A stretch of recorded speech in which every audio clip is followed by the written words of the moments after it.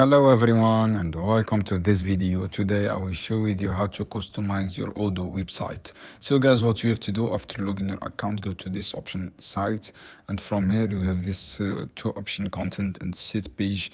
If you want to edit your HTML or CSS, click this option edit, and from here you can embed your code and you can modify your HTML code and you can film editor. And after that, this option you can optimize your referencement.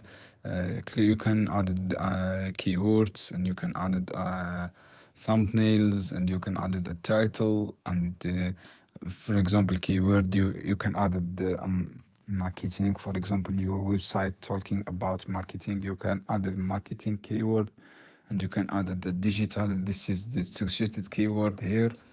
You can add digital what it camera market art, and this is keyword suggested. After that, guys, you have this option also proprietary. This is good option.